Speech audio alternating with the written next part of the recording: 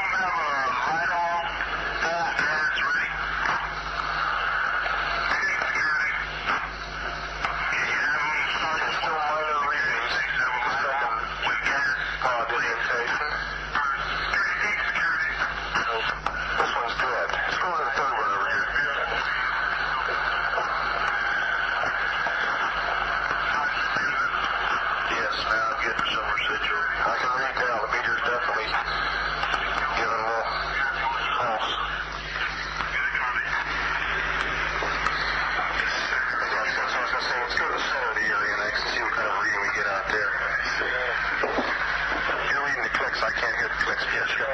Got them on center, Bruce? Yes. Okay, it's good. Center. Yes, I'm getting that's the best deflection needle I've seen yet. Okay, can you give me an estimation? We're on the 0.5 scale. We're getting... That's what we at approximately 0125 hours. We're getting right at a half of a millirate. Last point. I haven't seen it go any higher. Let's go farther. Okay, we'll go out toward now it's picking up. This is out toward the level 1 indentation where we first got the strongest reading. And it's similar to what we got in the center.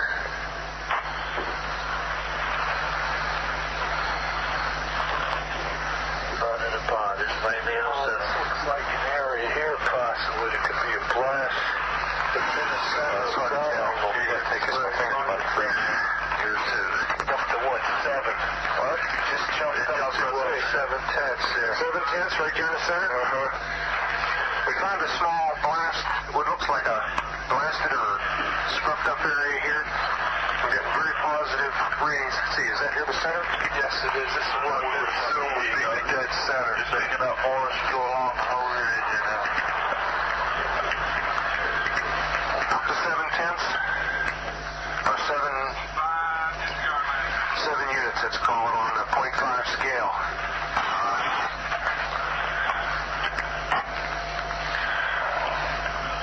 Okay, why don't we do this? Why don't we make a sweep? Here, I've got my gloves on now. Let's make a sweep out around the whole area, about 10 foot out, make a perimeter run around it. Starting right back here at the corner. Back at the same first corner where we came in. Let's go right back here. I'm going to depend upon you counting the clicks. Right. Okay, let's do it. Yes, it gets louder. Then I can put the light on it and sweep around it. Do it flat.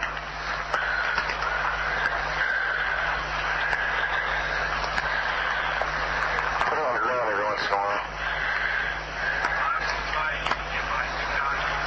This looks like an abrasion on it. Okay, we'll catch that on the way back. Let's go around. Hold back. Hit it there. There's any interest right over here. It looks like an abrasion pointing into the center.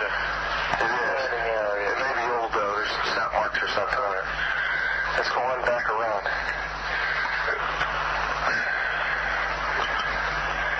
Alright. So it gives some extension on there. Yeah, this is an awkward thing to use, isn't it? I want to see how I can carry it on my ears, but this one broke.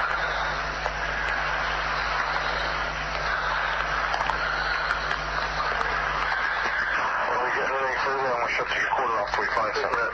Picking up? What are we up to? We're up to 2 or 3 units. Deflection, you're getting in close to 1 pod. Picking up something. Picking up. Okay, it's still not going above 3 or 4 units. Picking up more though. More frequent. Yes, you're staying steady up around 2 to 3 to 4 units now.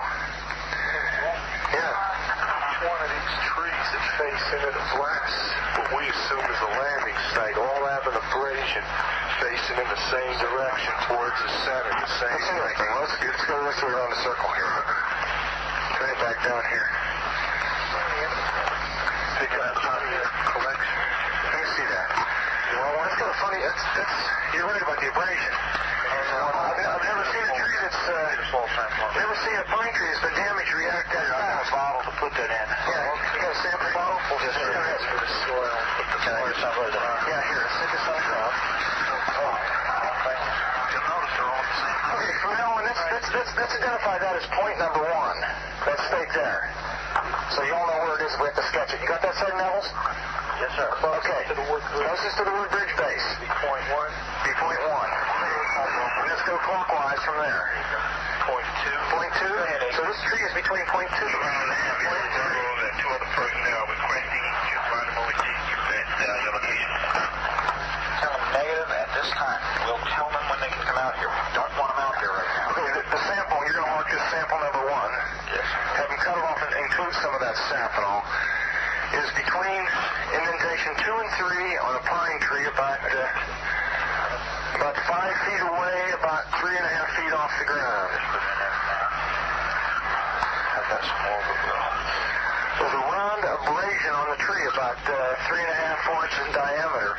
It looks like it might be old, but strange as a crystalline pine sap has come out that fast. There's other trees here that are damaged in similar fashion. Yeah, so I'll make toward Saturn landing. Okay, why don't you take a picture of that and remember your picture, and you got to be writing this down. It's going to be on the tape. Right. Got a tape measure with you? This is the picture. Your first picture will be of the first tree, the one between Mark 2 and 3. Meantime, I'm going to look at a couple of these trees over here. We are getting some.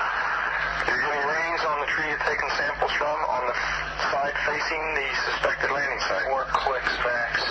Up to 4. Interesting. That's right where you're taking the sample now. 4.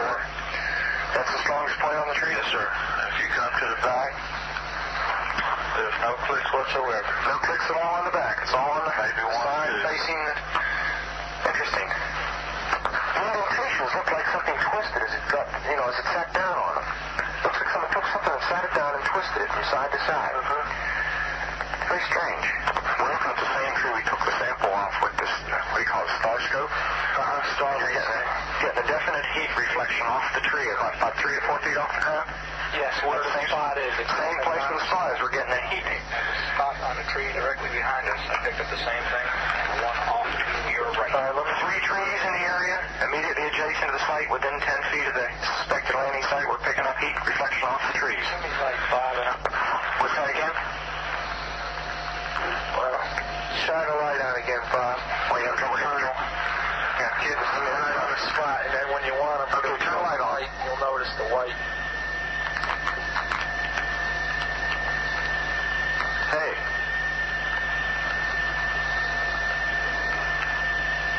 You're right. There's a white streak on the tree. It indicates, let me turn around and look at this tree over here now. Just a second. White streak right on the tree. I can see it. Maybe give me a little side lighting so I can find the tree. Okay, off. I lost the tree.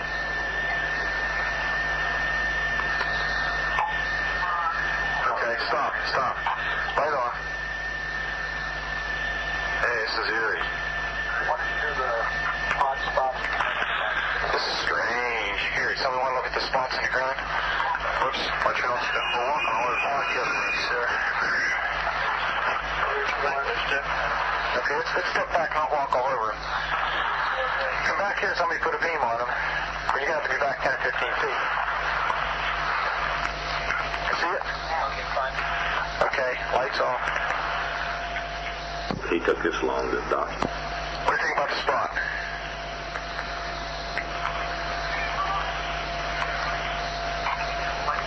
Yeah.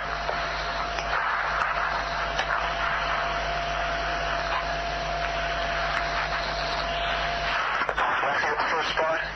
Okay, that's what we call spot number 3. Let's go to the back corner and get spot number 1. Spot number 1. Here's spot number 1 right here. Spot number 1 right here. You need some light? There it is right there. You focused? Okay. Look around spot number 1 through the starlight scope. Slight increase in light as I go over. Slight increase in light at spot number 1. Let's go look at spot number 2. Spot number 2 is right over here. Right here. See it? Okay, get focused on it. Tell me when. Okay. Lights on. Let's see what we get on it.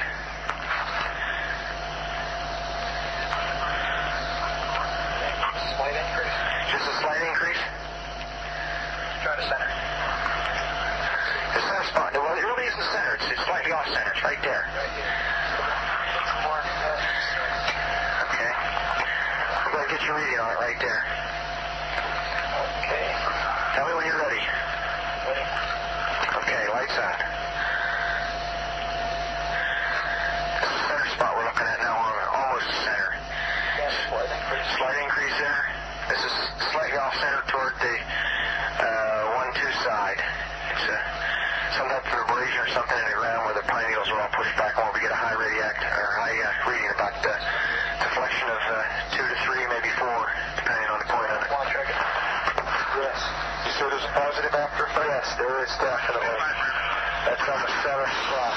There is an after effect.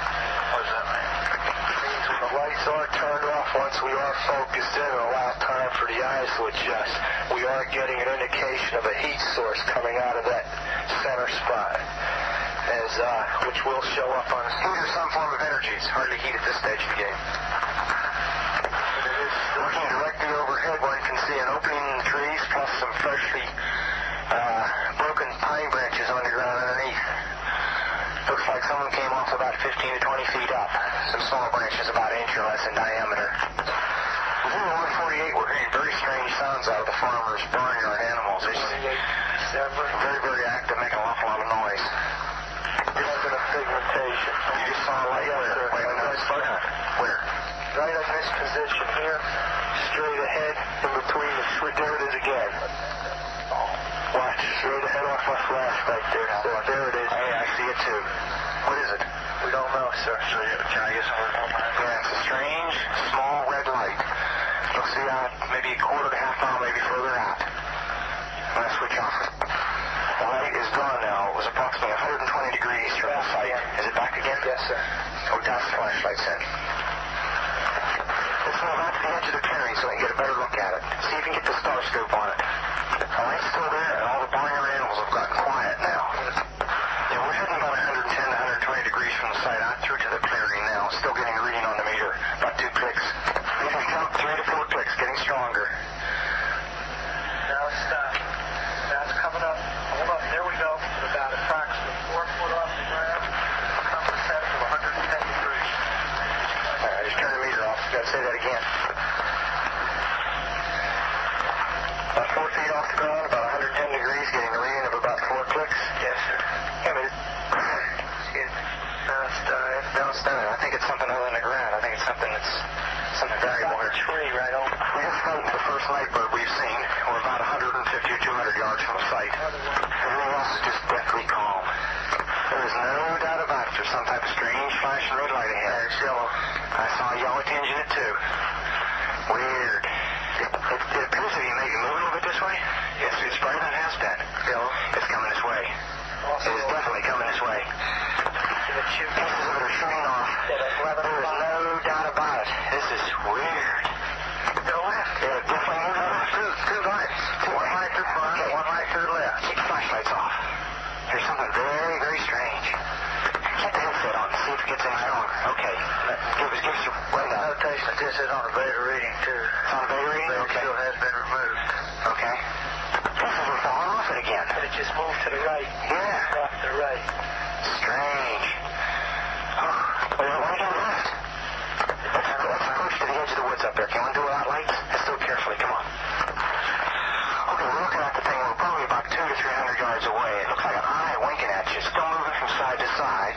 And when you put the star scope on it, it sort of has a hollow center, a dark center. It's like the pupil of an eye looking at you and winking. And it flashes so bright to the star scope that it almost burns your eye.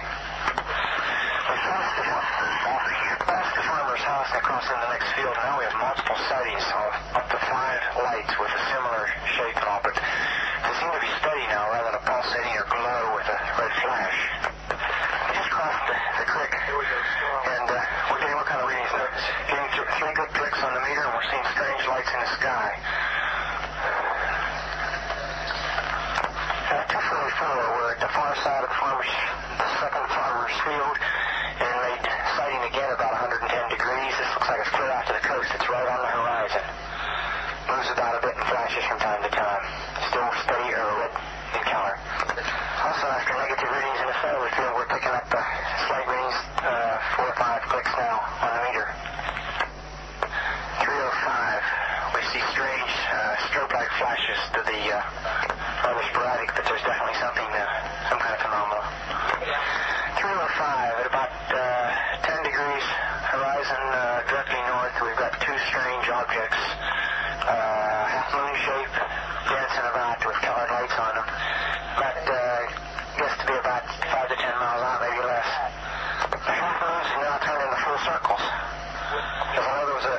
eclipse or something there for a minute or two. 0315, now we've got an object about 10 degrees directly south, 10 degrees off the horizon. And the ones in the north are moving, one's moving away from us. It's moving out fast. This one on the right heading away, too. Yeah, we're both heading north. So here he comes from the south. He's coming toward us now. Now we're observing what appears to be a beam coming down to the ground. This is unreal. 0330, and the objects are still in the sky, although the one to the south looks like it's losing a little bit of altitude. We're turning around and heading back toward the base. The object to the south is still beaming down lights to the ground. 0400 hours, one object still hovering over Woodbridge base at about 5 to 10 degrees off the horizon, still moving erratic and similar lights and beaming down this area. There you have it, some very interesting audio evidence of a UFO in the Rendlesham Forest between the Bentwaters and Woodbridge bases, correct, Matt Moniz? That is correct, yeah. And so it just, I mean, we couldn't have told you about what they saw as well as they could. I mean, you heard pretty much a real-time description of what was going on. They were recording what they were seeing at the time they were seeing it. If you listen to the tape, they are making timed statements on each entry. And as you see, it's over an extended period of time.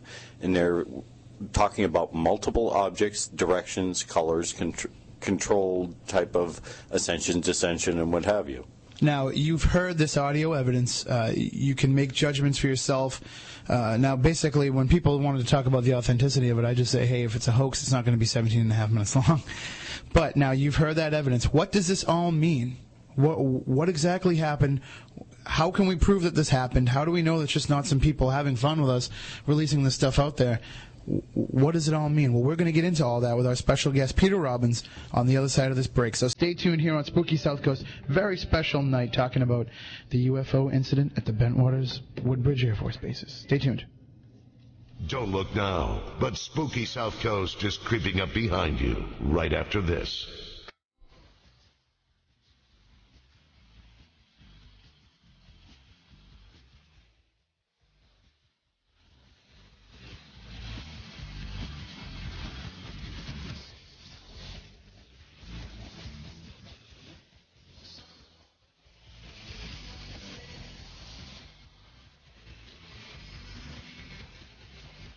Welcome back to Spooky South Coast here on a very special night.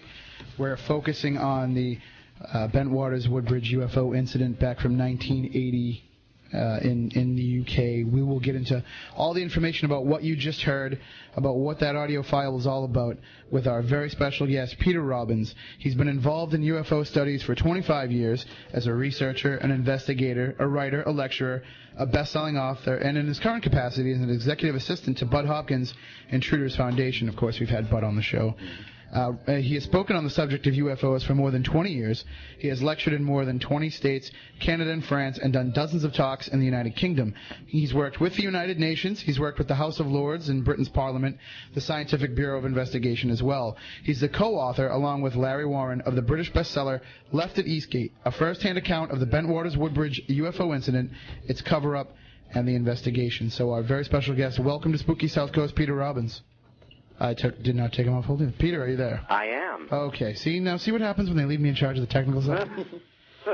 I'll tell you, it's a good thing I wasn't there on that night, because I wouldn't have been able to make that audio recording like Colonel Halt did. So, Peter, why don't you explain to everybody exactly, Matt Moniz got into it a little bit, but, what is it about this case that drew so much interest? I mean, is it the fact that, so much evidence existed, that so many people saw it of, credible sources? Well, that's a great question, Tim.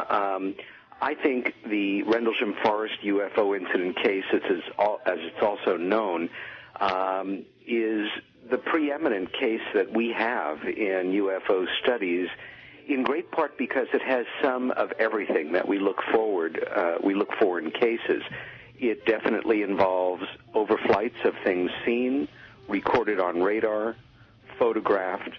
It does seem that the abduction phenomena enters into this story as well. There are many highly credible military witnesses and at least as many highly credible local civilian witnesses. It is an area with a history of high strangeness and UFO sightings. It's also an area with a very important military history as well. The incident also involves what we call aspects of trace case, where your associate Matthew Moniz is more than familiar with it.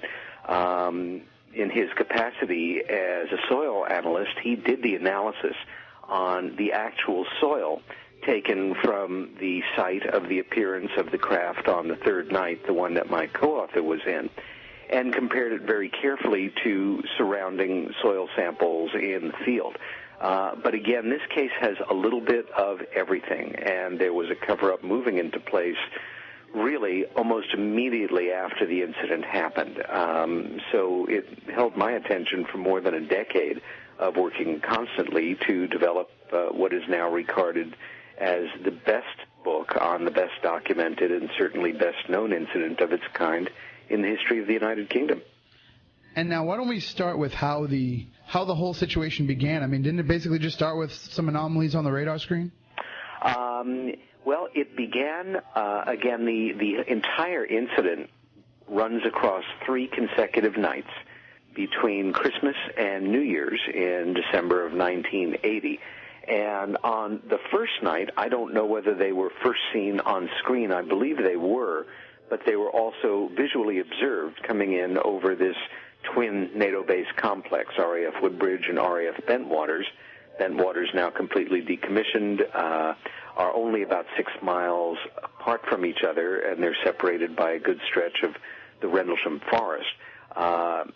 Machines, I don't know what else to call them, they gave solid metallic radar returns of undetermined origin, came in over the weapons storage area. And I should say here that that is the nuclear weapons storage area, which brings up one of the more important subtexts in this whole story, namely that at the time of these incidents, the United States was in a very serious violation of our then treaty obligations with the United Kingdom. At the time, we were obliged not to have nuclear ordnance in the United Kingdom, and not only did we, it was essentially all being held below this twin base complex, and it comprised something like 350,000 kilotons of nuclear ordnance. Again, men saw these things come in over this area. The machines were fired upon. No hits were recorded. They fired beams of light down to the ground, and being a misty night, one could follow these visual beams with your eye. This is, again, 25 years ago, before we had pocket laser pointers, but it must have looked something like an industrial laser pointer, to be sure. On the second night of activities, machines definitely came in over the same area of forest and bases again.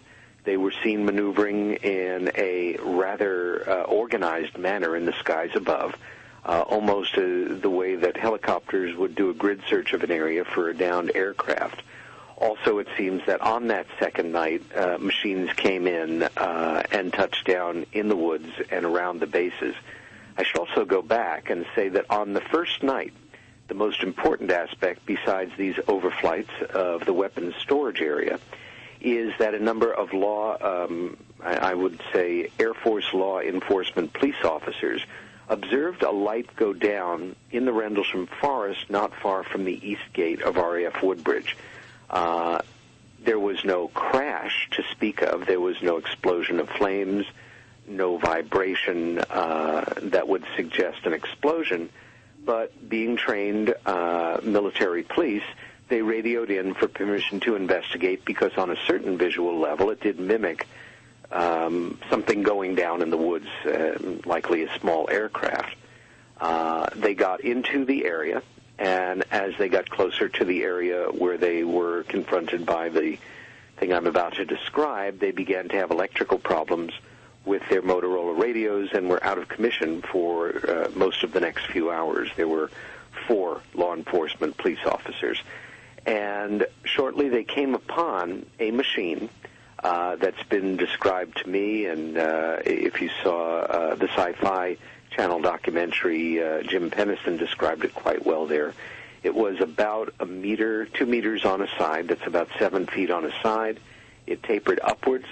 It was equilaterally triangular. It had the appearance of like black glass. There were letter forms, figures, hieroglyphics, none of those, but what else can we call them, that were discernible on the side of this machine. And it was simply coasting through the woods, nice as you please, at a very leisurely pace at about waist high. The 4 men came upon it, and as Peniston tells us, Sergeant Burroughs, who was one of the men involved, drew his service weapon on it. Burroughs told my co-author Larry Warren when they met in England in the early 1990s that impulsively he had jumped on the thing and had traveled about 30 feet with him on it before he let go. At this point, memories are not complete, and when they returned from the woods hours later, there were only 3 of the 4 men. The 4th was missing for a prolonged period of time, whether or not he was taken or just appropriately kind of freaked out and spent time in the woods. I am not sure, but he did ultimately come back. Again, on the second night, we have touchdowns, we have machines coming down in and around the area. And on the third night, and let's remember here that because this is between Christmas and New Year's, there is a round of parties going on. At the time, whose tape you just heard, Deputy Base Commander Lieutenant Colonel Charles I. Halt was approached by a lower-ranking member, an assistant of his, who came up to him at a party and said, "They're back." What's back? The UFOs. Right. Colonel Halt was a skeptic and wanted to show this up. Went back to his home on base, changed into appropriate clothing, and took his micro-cassette recorder with him, not to record a UFO, as he made clear to me when we spoke in person, but to essentially document whatever had been misinterpreted as a UFO. We now know from that segment of tape that your listeners have just heard that what they came upon was anything but a hoax or a misunderstood aircraft or something like that.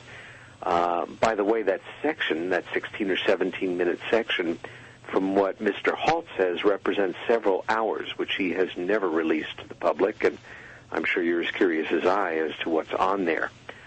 In any case, he went out into the woods where they were confronted by this machine coming over them. You can hear the anxiety in their voices. However, at the same time, a number of Air Force personnel, primarily security police, among whom was my co-author Larry Warren, had been brought out to an area close by, ultimately to a farmer's field, not far from the Woodbridge perimeter, and were sent into the field in 3-man teams to quote-unquote investigate a disturbance. As they headed into the area, the electrical problems developed for them with their flashlights and their two-way radios, and there was such a ferocious static electricity charge in the air that it actually was pushing the berets off of some men's heads. Think about that one for a moment. Wow. And as they came to the point where the forest becomes the field, on English survey maps of Suffolk, it's called Capel Green. It's a privately owned farmer's field. They could see a glow out in the field. It was a ground fog. However, a very anomalous ground fog. It was elliptical or round. It was about 40 feet across. It was self-illuminated. There was no ambient light. Although Larry and his contingent brought out a number of light-alls, those are kind of the gas-operated military equivalent of the big Klieg lights that we associate with Hollywood premieres. None of those would kick off, even though they'd all been tested at the base motor pool a short time before. None of them would work. And yet, the ground fog glowed. The men were brought to the area. They were ordered to surround it, and they watched as, over time, a small reddish-colored light came drifting in from the direction of the North Sea, came in lower, grew larger, and came in directly over this ground fog. I think it's fair to say that probably all eyes were on it at that moment, when, without a sound, as has been described to me, it exploded with such magnesium brightness that there was just a reflexive averting of the eyes, and when their eyes adjusted, there was a machine sitting now in the ground fog. A number of the men ran off. Most of them held their ground.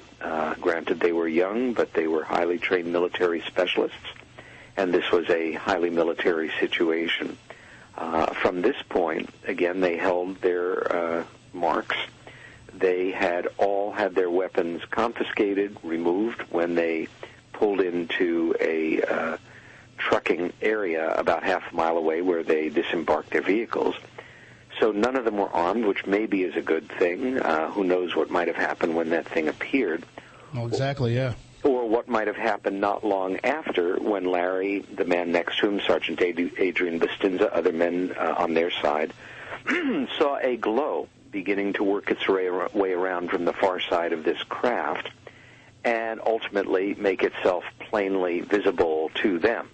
There were 3 distinct glows within that glow, and as the light subsided, Larry's reaction, chalk it off to a protective nature or a momentary kind of shock, was, what are children doing out here? This is a military situation, and within a matter of moments realizing these were not children. They were 3 beings. I would not call them human, but they were humanoid. They had heads, appendages, torso.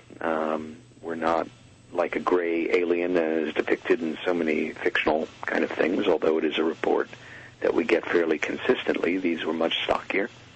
And they seemed to be in one-piece kind of tight-fitting suits. To make it just ever so slightly weirder, they were about a foot off the ground and slightly translucent. Again, they were all clearly visible, even though there was no moon, no ambient light, and no artificial light brought out to the area. This went on, and at a certain point, a ranking officer, who we are convinced is the then base wing commander, Colonel Gordon Williams, who went on to become a 2-star general before retiring and going into the aerospace industry. He steps into this circle of men through this cordon. He is in evening clothes, having just come from a party, and is likewise unarmed, and he faces off with these 3 beings.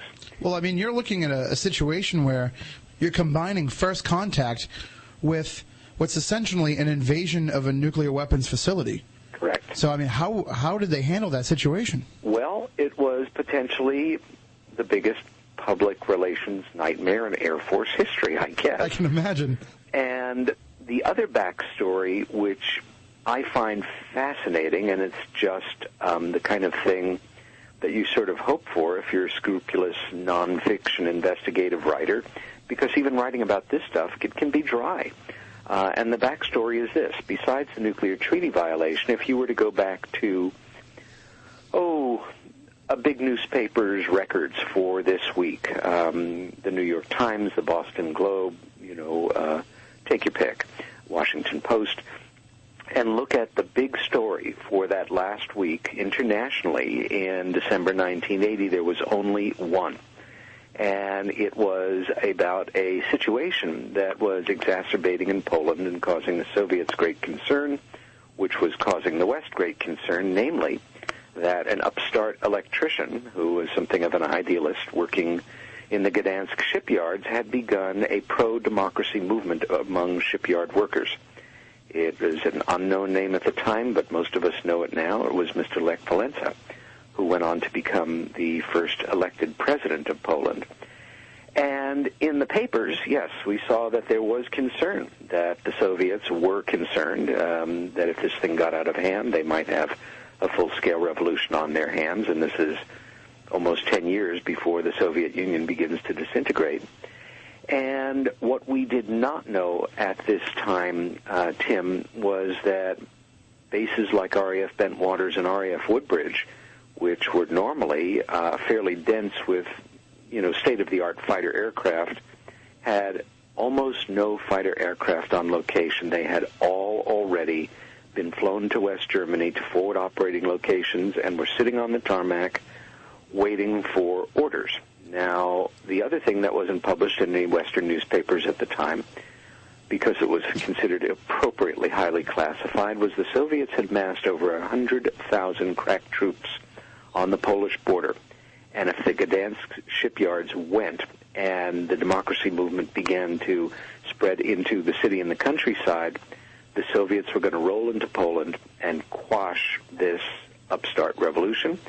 And the Americans were then going to roll into the area too, and something probably called World War III would have begun. The Cold War would have turned to a hot war. It would have. And Bentwaters, RAF Woodbridge, I think it's fair to say every other NATO base was on a full red alert. Red is one step below black, and black is war. So this is the backdrop against which the most extraordinary UFO incident in the history of the United Kingdom transpired. Peter, you left out one item. What? Impossible. It was also the area where they were launching the SR-71s to spy on everybody. Well, that's you're right. There are many items to bring up. The SR, as many of us aviation aficionados, even us amateurs, know, is possibly the most beautiful terrestrial plane to have ever flown. It was declassified about 10 years ago, allegedly, because we now have something bigger and better in the air, usually referred to as the Aurora, whatever the heck it is. It must be pretty amazing, because the thing that they retired could go close to Mach 3, cruise at more than 120,000 feet, climb at, as I recall, 10,000 feet a minute, make it from London to New York in a little over half an hour. Pure titanium, essentially a flying fuel tank. No weapons of any kind except possibly a sidearm for the pilot, who was NASA-trained, CIA-controlled.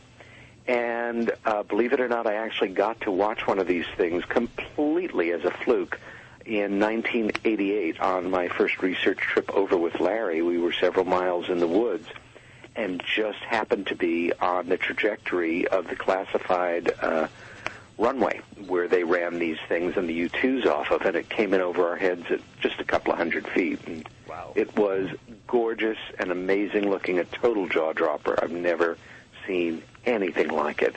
But this base was alive with areas of classification. And we're coming up on a news break, Peter. I hate to interrupt you because this is fascinating, but we are coming up on a news break right now. We will be back on the other side. We'll do the Week in Weird, which is our little news segment that we do. And before we take a break, you had mentioned Sergeant Peniston's description, and we actually have some audio, I believe, from one of the television specials.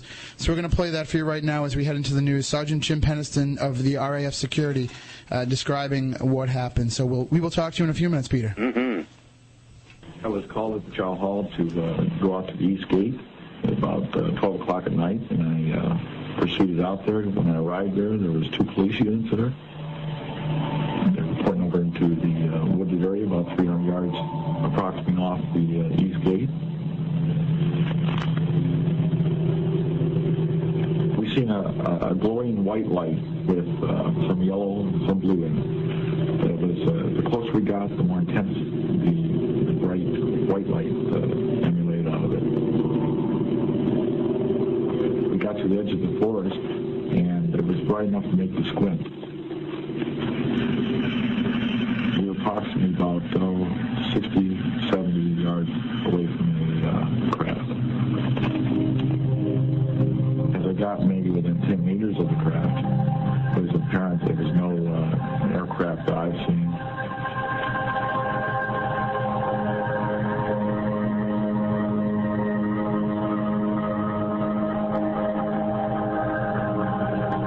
It was triangular in shape, like a pyramid, about 9 feet by 9 feet by 9 feet, approximately about 6, 7 feet tall.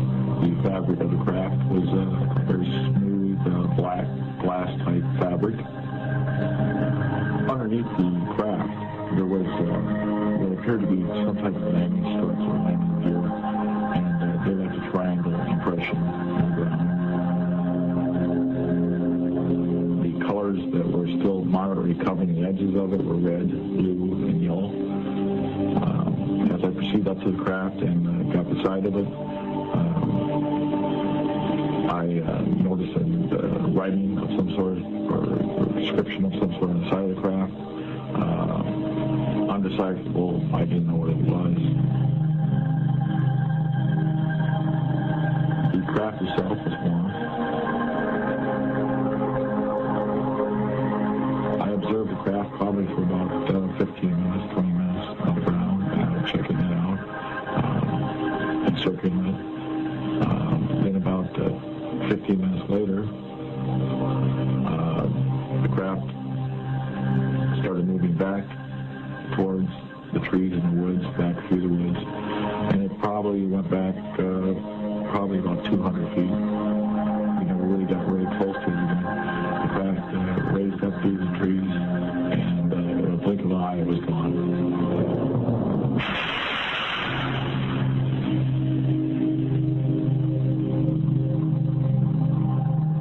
What I seen was a controlled aircraft that could fly. Made no sound, and was able to go ahead and maneuver back through the woods and be able to take off in a blink of an eye. That's what I've seen. Do we have the capability in the United States Air Force? No. Does anybody else in the world? Not as far as I know of. Before we get back in with Peter Robbins, we are going to play one more brief audio clip for you. This is the subject of the book, Left at Eastgate, well, the co-author of it, who provided the first-hand account to Peter Robbins. This is Larry Warren, back when he was only 19 years old when this incident happened. Right after the incident. And he's going to give us a little bit of his perspective. So here's that file. I'm standing in Rendlesham Forest. We're on December 28th to 29th, 1980. Just behind me, Colonel Halt and a group of NCOs and officers had their sighting of events, which is recorded on the tape that he made that night, about a quarter mile that way. My event took place right here, heading toward this farmer's field. I had no idea what was about to happen. No one else with me really did at that time at all, except that this field in front of me was illuminated with some very bright, strange light. I noticed that this giant oak tree here was illuminated as well. That was my first indication that something wasn't right in the field. Out in front of me, as we approached, I could see, as I was watching this mist on the ground, there was other Air Force personnel, security police, all throughout this field. Over in the distance was two cameras, and one was a video camera, one was a motion picture camera, and at the time the video cameras were very bulky technology, but I recognized it for what it was. Everything I saw in the field was documented on film that night, both on still photographs and on motion picture. There's no doubt about it. What I saw, I'll walk to the center of the area where this mist was. You can see it clearly. Ground zero would be here. After watching this object on the ground, a red ball of light moved in. I thought it was an A-10 taxiing to RAF Woodbridge behind me, about a mile. Came in over that far stand of trees, stopped over the circular fog-like object on the ground, dispersed in an explosion of color that was soundless, heatless, and what happened was a transformation somehow of this mist to a structured object. It was about 30 feet at the base, 20 feet in height, and a bank of blue lights at the base of it, and mother of pearl or rainbow effect all over. It was very difficult to look directly at. The worst thing to happen to me was that when the event transpired, when there was that transformation somehow, some senior people ran off into these woods, into these fields, and left us here. And why I didn't run could have been shock or whatever, but a number of us ran, a number of us just stayed glued. Now, that was a voice that was very familiar to our special guest, Mr. Peter Robbins. That's somebody that he spoke with. That's Larry Warren, the co-author of Left at Eastgate. And Peter, I mean, is that something that you've heard? Oh, yes. I believe that excerpt is from a documentary that was done in 2002 by the Sci-Fi Channel. So Larry is not 19. He's referring back, of course, to when he was 18 or 19, though. And, yes, very compelling piece of recording, no question. And we actually have a caller on the line who has a question for you. Oh, good. So we're going to bring him up for you. Fine. Good evening. You're on Spooky South Coast. How you doing? Good evening, fellas. How are you? All right. Okay. Good, Mr. Robbins. I look forward to reading your book. I have an open mind about this. I lean towards more skeptical, but I do have an open mind, and I do want to read about it. As a kid, I lived on RAF Lakenheath, which is probably an hour away from that area. Sure. And I was my father was stationed at Mildenhall, where the SS-71s used to take off from, it was a very interesting time. I was there. 1980, we were living on the base, but I just have to wonder why the Air Force, because the Air Force was very protective for that area. If any enemy plane or any kind of craft that strayed into that area, surely some of the other bases would have scrambled planes to try to intercept it. That's one of the things I wonder about. And do you have any comments on that? Yes. Number one, certain records on deployment of craft, and again, almost all fighter aircraft in this part of England and other NATO bases had already been removed to West Germany in case a conflict broke out there as they thought it might.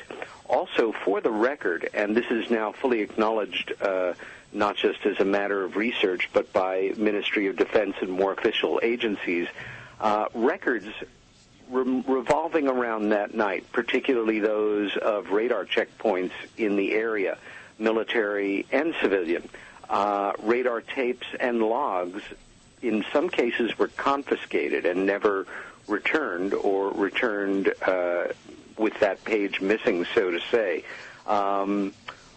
I would imagine that there was full awareness within the base network at some classified level that there were unknowns coming in over this area at the same time with the preoccupation of the possibility of war or conflict looming.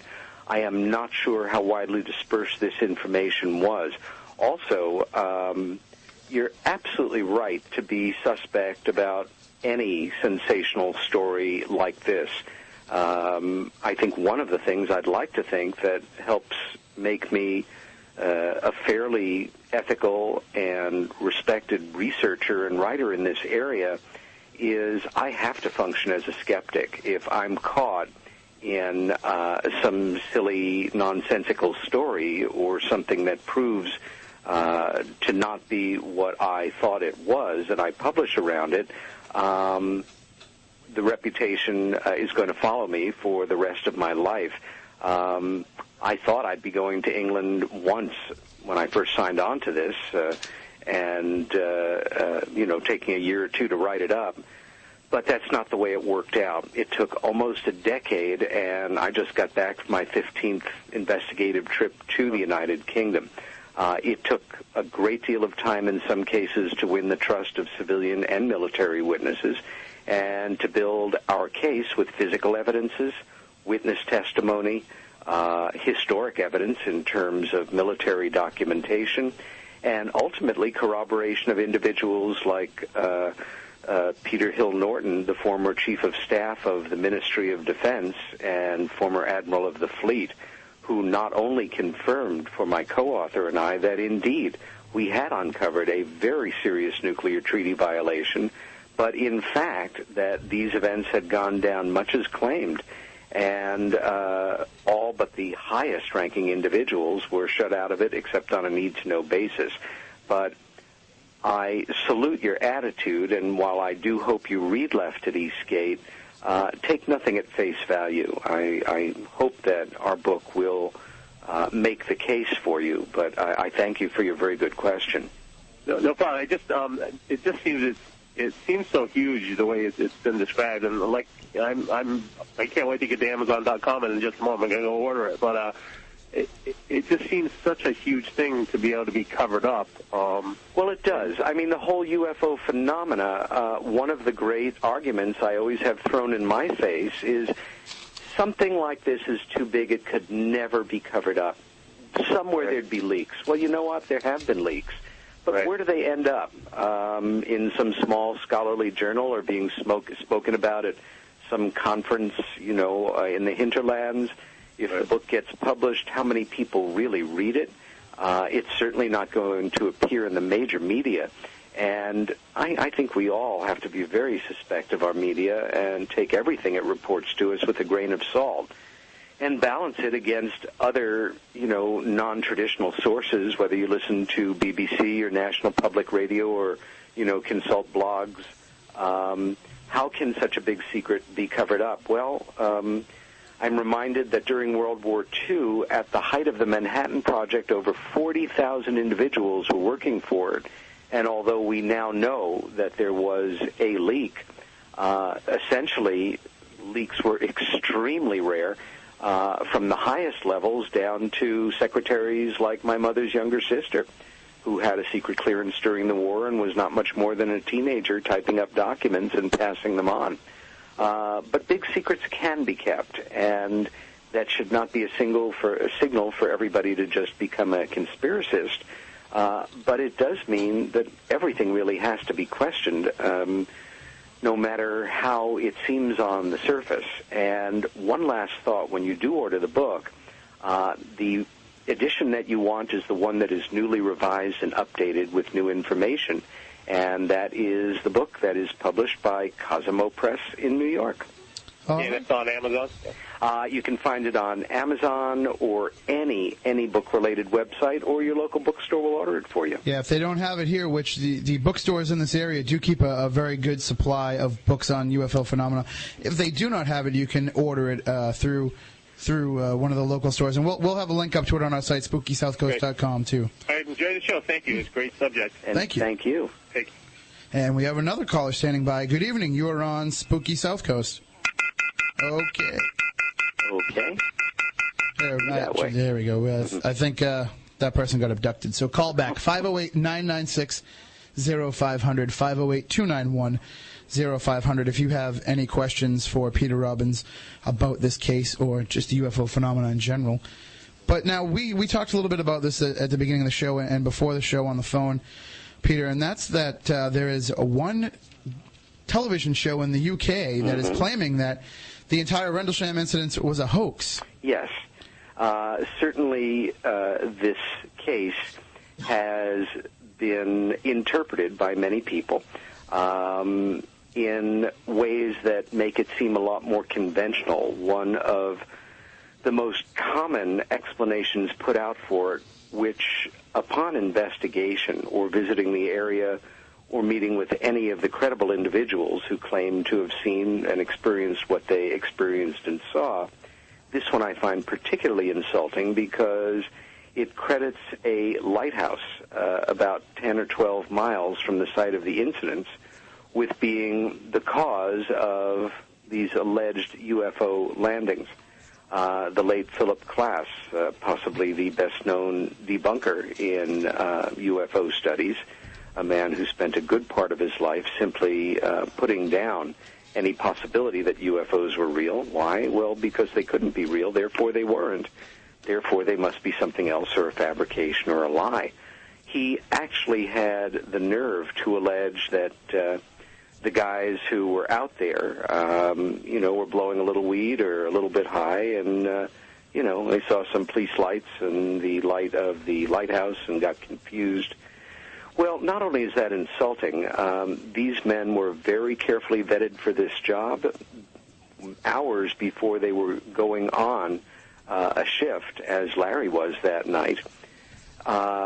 They are questioned and examined, and if they have had so much as a sip of beer or an over-the-counter cold pill that morning, they are not going to be posted on perimeter duty or for any other responsible job, especially if it requires carrying a weapon, no matter what. And for Mr. Klass to allege that these guys had been high in the woods when they were specifically trained to work around nuclear ordnance and during a high emergency condition is extremely insulting and absolutely nonsensical. I am curious to know, though, if you recall offhand, how this particular television show explains away the incident.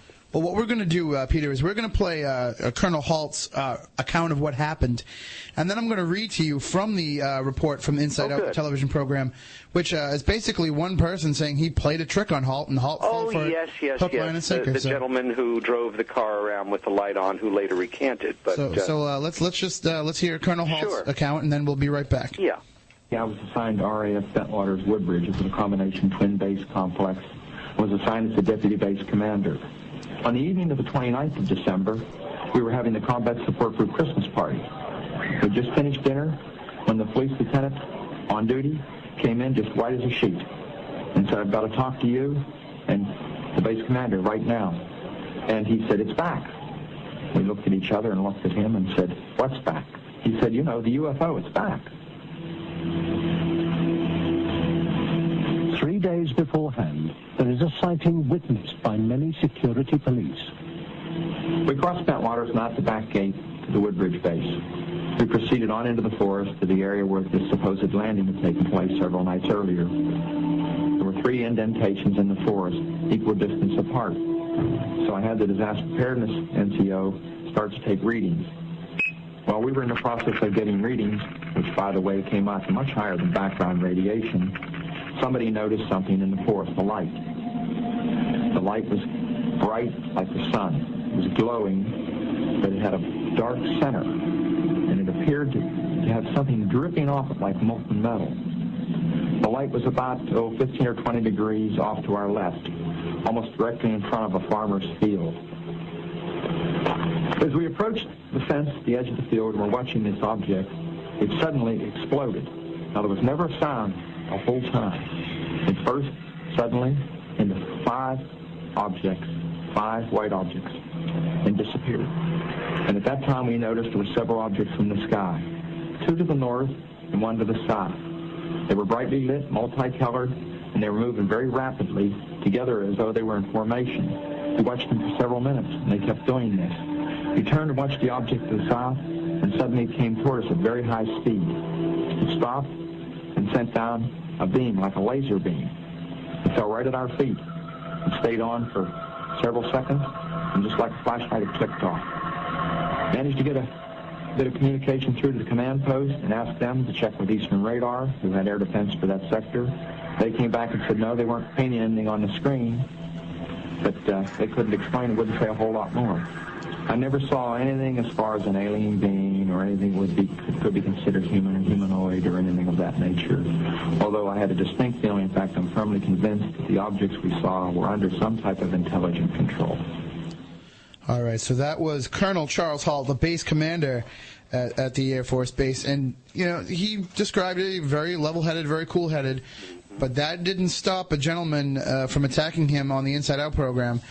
He was USAF security policeman Kevin Condy. Yes. He told Inside Out exclusively that the lights were the result of a practical joke he played on the gullible airmen. He said, "I drove my patrol car out of sight from the gatehouse, turned on the red and blue emergency lights, and pointed white flashlights through the mist into the air." The bottom line is that it was not a UFO. It was a 1979 Plymouth Volare. And I had his 1979 Plymouth Volare.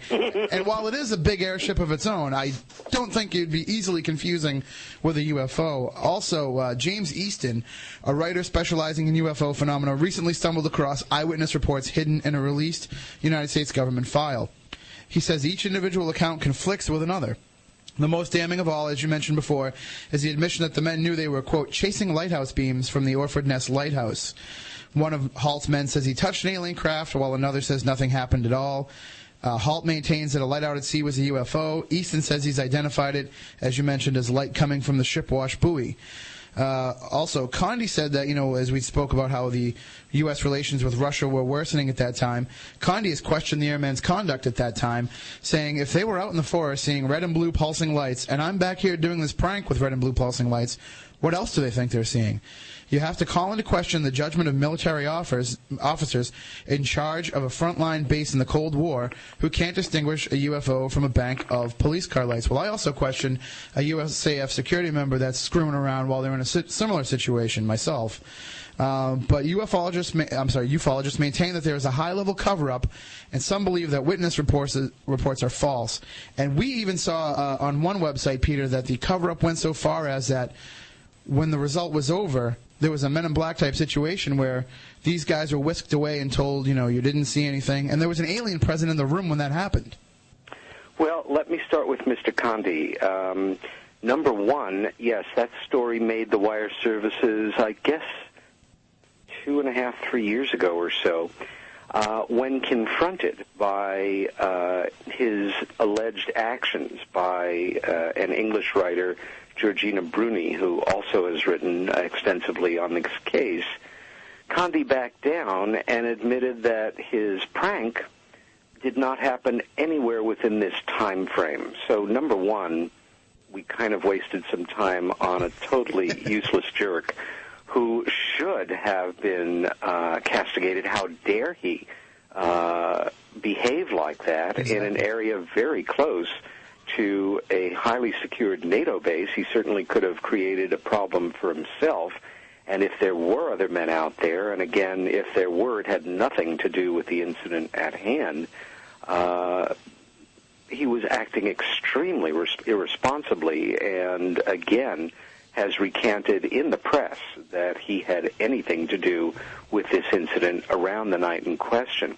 Now, James Easton, who started to write about this some time after Left at Eastgate came out, has focused in on the case for some years now and underscores what for me is the absolute fact that the men who were involved as witnesses over the course of these 3 nights were all to some degree or another intimidated in quite a number of cases, and I have firsthand testimony on this from a number of the men involved. Forms were simply put in front of them the day after this incident, and they were told to sign them, period. Whatever it said. We saw weird little lights in the night sky rather than a fully articulated machine on the ground. You signed it.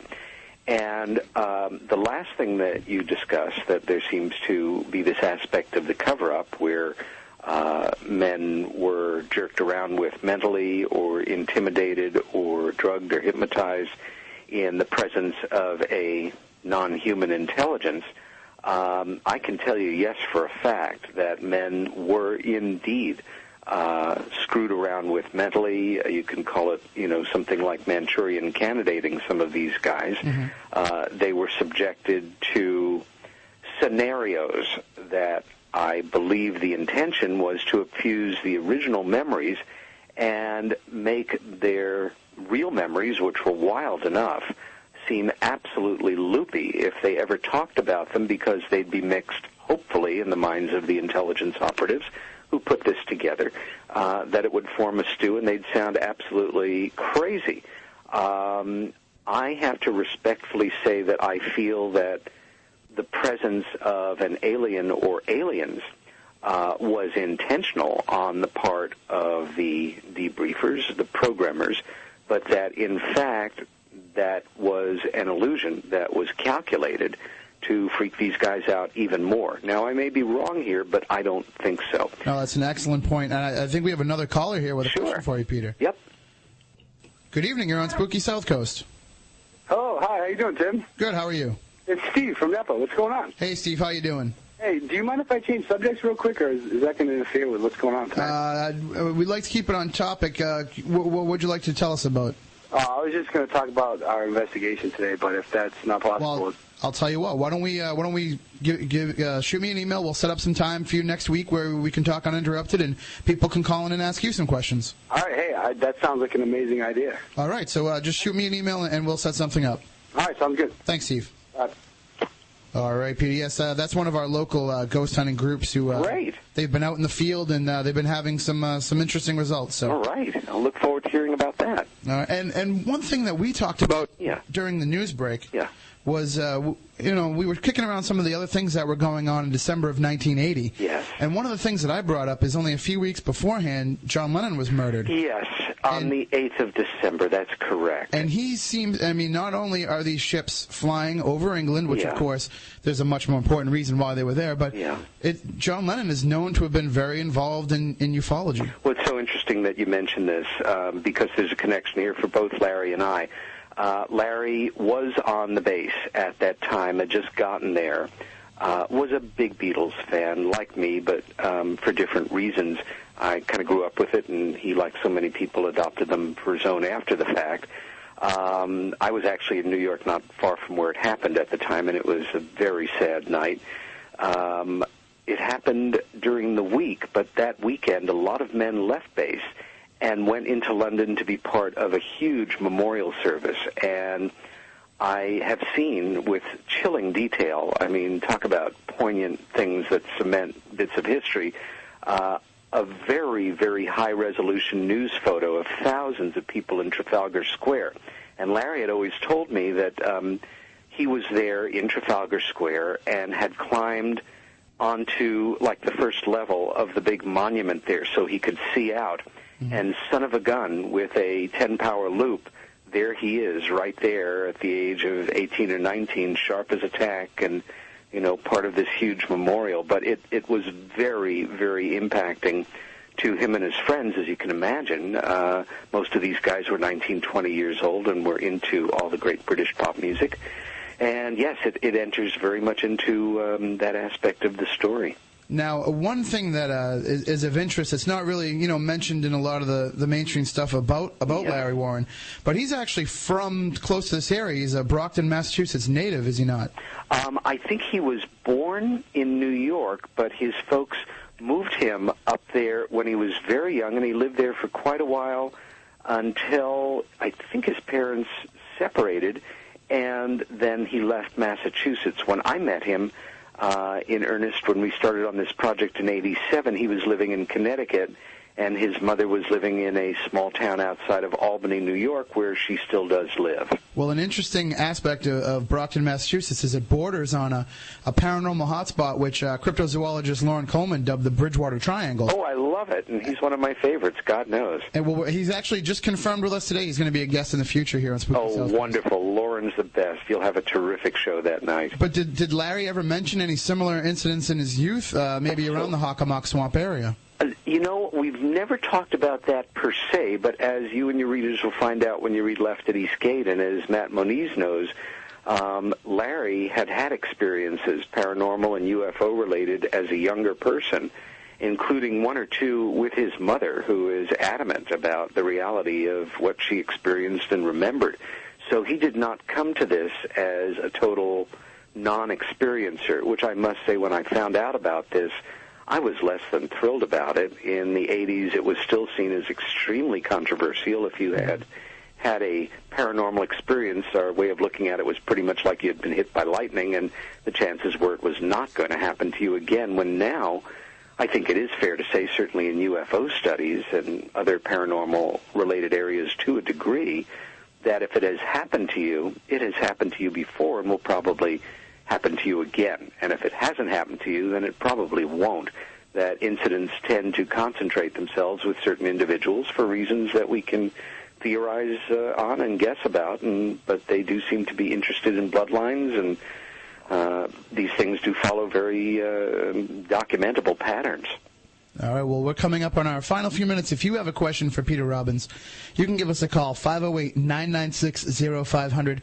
508-291-0500. We're going to take a quick 1-minute break, then we'll be back to wrap things up here on Spooky South Coast. Beaming from the studios of AM 1420 WBSM into the night and beyond. Here's more of Spooky South Coast. Now, Peter, a couple of times there earlier in the show, we played for our bumpers some Blue Oyster Cult. And I was going to comment on that. And why don't you tell people what your connection is with BOC and, your other capacity, you're an accomplished artist as well. Well, thank you. My degree is in painting and film history. I was on the faculty of the School of Visual Arts in New York for quite a number of years, but my connection to the pop music world is through my late sister, Helen, who performed under the name Helen Wheels and wrote for the Blue Oyster Cult, and I knew those guys way before they were the cult, and You are speaking to the only regular guy you know who has had the honor of singing lead on Don't Fear the Reaper for the Cult. Wow. Yeah. And you knew them back when they were still the Blue Oyster Sect. When they were the Soft White Underbelly. Wow. Oh, yes. And good name change. Their former drummer, Albert Bouchard, is still one of my very dearest friends, but... I photographed them a lot in the 70s and 80s, and still am in very close touch with Albert and his brother Joe. They're a world-class bass player. Albert continues to work with a wonderful band called the Brain Surgeons that have a whole bunch of CDs out there that you guys should be familiar with. But, yeah, the Blue Oyster Cult and I go way back through my dear sister. And Blue Oyster Cult will be performing at the Plymouth Memorial Hall next Saturday night. So, check out their website. We'll put a link up on SpookySouthCoast.com as well. And why not, Peter, you don't have to be modest. You can tell everybody the cowbell was your idea. Yeah, right. More cowbell. Yes, talk about entering pop culture deeply. It was a brilliant device, but, boy, you can't beat the Reaper, can you? No, but you don't have to fear him. That's the good part. You do have to fear Godzilla, though. Yes, and with the finest lyric, oh, no, there goes Tokyo. Go, go, Godzilla. It's simple and effective. Oh, they're wonderful. They're absolutely wonderful, and I realize our time's about to evaporate, and although I will be out of town for a month or so, let's do this again sometime this summer. Oh, absolutely. Cool. Absolutely. And Matt Moniz, of course, we didn't really get into it, but you two have worked very closely. We have. And Matt, of course, just we talked about it before, but just remind everybody about some of the anomalies you found in the soil out there. Yes. In fact, it was Matt who conducted a very, very detailed analysis, and very strict as well. When he gave my co-author and I the results, up until then, I function with the old Sherlock Holmes deductive reasoning guiding my steps. You begin with the most mundane explanations for the phenomenal, and if you're not able to establish them as that, what you're left with, no matter how extraordinary, may well be it. And for folks who say, well, it was holograms and mind control, well, the site where this thing sat on the third night, based on the analysis with careful control sample analyses, is number one, that in germination tests, the seeds that were germinated in the affected sample took much longer to germinate than the control samples. If they germinated at all, Peter. Yeah, and mutated to a degree. They did not grow up to be normal, happy plants. The other thing is Matt pointed out that there was something like 4 times plus the amount of tiny little metallic particles that you'd normally find in soil in the affected area. And when I asked him what he thought about that, he very professionally said, what do you think? And I had to say something to the effect of, am I off base here, or is there some kind of amazingly powerful electromagnetic field pulling these things into its area? He said that seemed to be the only thing he could figure. And perhaps the most dramatic bit of information was you'd expect to find a certain amount of sand in this farm soil because it's only 6 miles or so from the coast. And indeed, we found the amount that, one would have expected, except that the sand in the affected soil was, in Matt's terminology, in an interim form of glass. It had melted down to some degree, and it was not something that they were able to reproduce, as I recall, even with all of their appropriate laboratory equipment. So for me, that suggests more than an hallucination or high-tech, mind screwing around or any number of things. It's very physical. And when you have multiple accounts that locate the things sitting on that place and documentation to back it up, as they say in Oklahoma, if it walks like a duck, it talks like a duck, and you cook it and it tastes like a duck, just might be a duck. Exactly. Well, we're coming up upon the end of our discussion here, Peter Robbins. Sadly, we'd love to go all night because there's so much fascinating material revolving around this case. So we'll definitely have to revisit this. If you come up with Bud this summer, we'd love to have you guys up in the studio. Oh, that would be phenomenal. That would be great, yeah. And if not, you will have my voice by a strong signal, that's for sure, one or the other. Hey, it's just as good. And one thing, we want to give you a chance just to tell everybody again where they can get Left at Eastgate. Well, thanks. It is Left at Eastgate with my co-author's name first. That's Larry Warren, with a long subtitle. The main thing you have to remember is you'll see 2 editions on sale. The one you want is the one published by Cosimo, C-O-S-I-M-O Books, out of New York City, and that is the one with all of the updates in it.